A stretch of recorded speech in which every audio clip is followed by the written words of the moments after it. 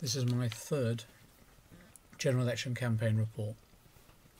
12 days to go before polling day. Campaign's hotting up locally. My election address has gone out by Royal Mail last week. Seems to have been pretty well received. We've had some good positive comments by email. The Conservative election address has gone out. In it I'm described as a socialist dinosaur. In my campaign team there's a discussion going on now about whether I'm Tyrannosaurus rex or the herbivore Diplodocus. I prefer the Diplodocus.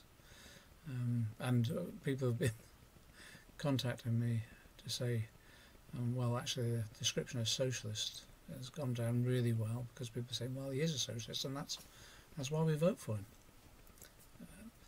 We've got the hustings on Tuesday at St Anselm's Church. I think it's 7 o'clock or 7:30. And again, I'll try and come back after that and let people know how that went. I'm looking forward to that.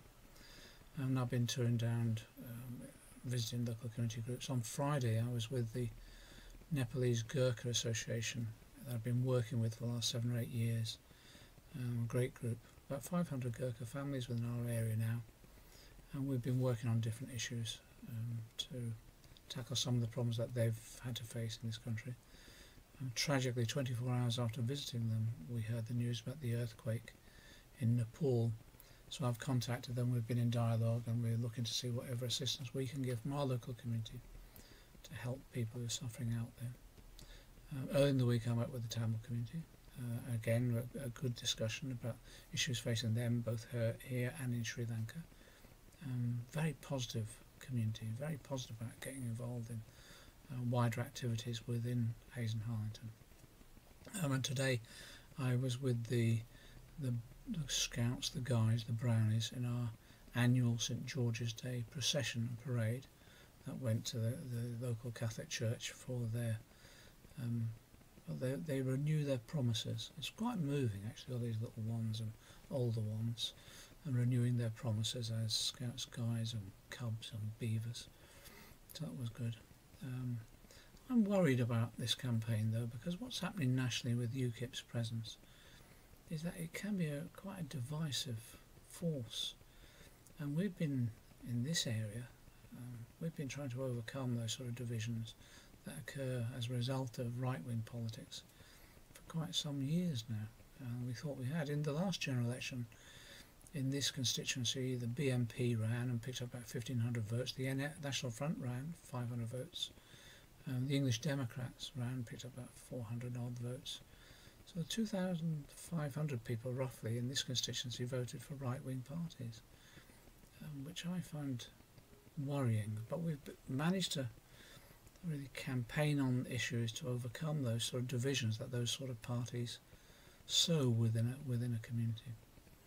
You know, in every economic crisis though, what happens is that when people are suffering, when there are shortages, often what we've seen over the last century is a political group or a politician will come along and scapegoat a group, blaming them for all the problems. And what that does, it avoids a discussion about the real issues and avoids a discussion about how the system operates in favour of the rich few and against the large majority of the people within the community. It happened in the 1930s. The Jews were the target then of the right-wing fascists. After the Second World War in this country, right-wing groups targeted the Irish. Then we had the National Front, who targeted Afro-Caribbeans. Then we had the BNP that targeted Asians. And now UKIP just scapegoat whoever they think, whether it's Eastern Europeans or others. It's a scapegoating process. And what that does, it avoids us really discussing the real issues. So on the doorstep in this community, when we've been talking about the housing crisis, and people have raised the issue, well, it's too many people here, too many migrants. I actually said, well, actually, let's look at the reality of housing in this area, which is that there hasn't been a council house built in about 20 years. We've got high rents because of that housing shortage, because we're not building, and we've got landlords exploiting the system and making fortunes. At the same time, we've got some properties standing empty. So the solution is very simple. Build council houses, control rents, At the same time, make sure that if a property stands empty for any length of time, the council either compulsory purchases it and puts a family in, or just puts the family in. And that's the way to solve it. And on every issue like that, we're able to get down to how the system operates against us and how we need to change the system, and that's the debate. But I think there's a divisive politics going on, and at times it becomes bizarre. I'll give you one story in my community at the moment. One of the local mosques is being refurbished and rebuilt, and so they approached the Catholic Church, which is just round the corner from them, and said, could they use some of the rooms, the community rooms in the church hall, to continue on with their education classes for the children from the mosque. And the parish priest is looking at that, and the Catholic Church cooperates with the mosque as much as they can. It will depend on the scale and that sort of thing, and demand. Now someone's put it around in the community that this is the mosque taking over the Catholic Church.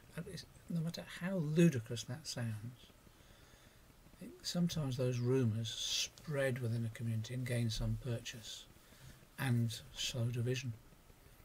It's that sort of divisive politics I don't think we can tolerate within our society, and that's why in this election we've got to confront these issues and explain how the system works, how it's not working in benefit of the vast majority of us, and how we need to change it, how we need to stop scapegoating people, how we need to change the system. I'm hoping that in the debates that we're having on the doorstep at the moment we can sort of re-engage in politics after the election. I hope if I'm re-elected we'll look at how we really rebuild our community politics within our area, listen to people's ideas. I always organise these community conferences and working groups on particular issues that we're confronting, and we're using social media much more. But I think we need to look at the nature of the political process within our area and how we can widen engagement, get people more involved, and hold those organisations that are supposed to be delivering for us, like the local council, how we can hold them to account. And I think that's a combination of having proper discussions about the policies, but also using the political process, the ballot box more effectively, and also, let's say, direct action campaigning with the community. So we become a campaigning community. I'll come back again after the hustings meeting and give you another update towards the end of the week as well on the campaign. Speak to you soon.